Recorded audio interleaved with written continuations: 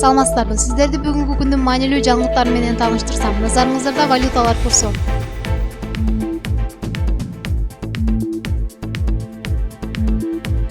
Күндүз көпчүлүк аймактарда мезгил менен кар жашы күтүлөт. Жолдор тайгак жана тоңголок болот. Батыштан соккон шамалдын ылдамдыгы секундасына 4-9 метрге жетет. Тоолуу райондордо жана Ысык көл, Нарын облустарынын кээ бир райондорунда 15-20 метрге жетиши күтүлөт. Алгач күндүн орчундуу жаңылыктарынан кыскача тизме. Кыргызстанда арактын баасы кымбаттады. Бишкекте бир күндө 2 кырсык катталды. АКШга виза алуу оорлошу мүмкүн. Путинди өлтүрүүгө аракет кылган адам кармалды. Ушул жана башка жаңылыктар менен сиздерди кененирээк тааныштырсам. Кыргызстанда арактын баасы кымбаттады. Өкмөттүн токтомуна ылайык Кыргызстанда өндүрүлгөн арактын минималдык баасы белгиленди.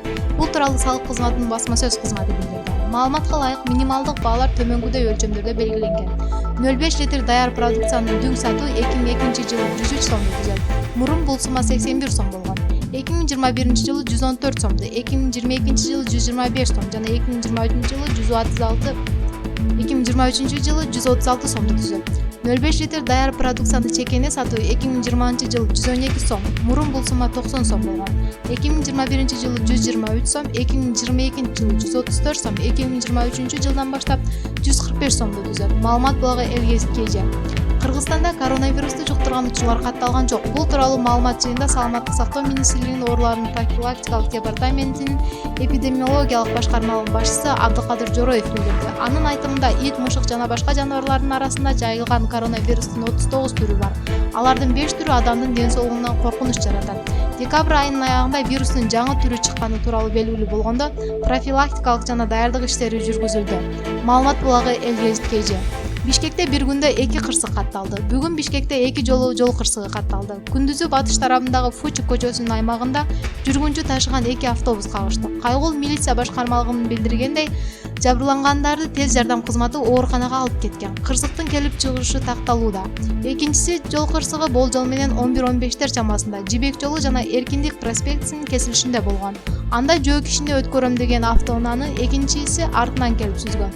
Мунун кесебетинен биринчи автоунаада отурган аял киши жабыркап ооруканага жеткирилген. Маалымат блогу ЛГСКЖ. АКШга виза алуу оорлошу мүмкүн. Кыргыз бийлиги АКШ визалык чектөөлөр киргизүүчү мамлекеттер тизмесине Кыргызстанда илинип жатканына тынчсыздануусун билдирүүдө.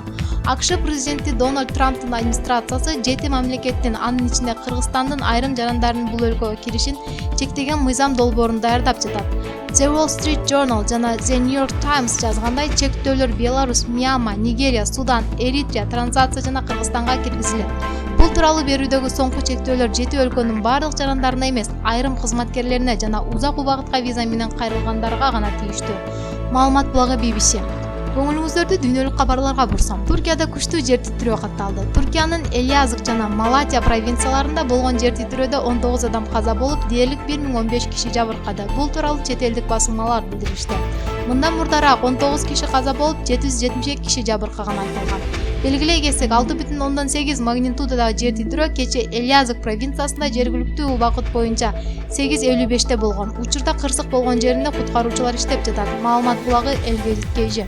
Израилдин Яд Вашем мемориалдык комплексинде Холокосттун элесине арналган эл аралык форумга катышууга барган Путинди өлтүрүүгө аракет кылган деп шектелип бир киши кармалды. Маалымат боюнча шектүү полиция кызматкеринен Путин келе элекпи деп сураган.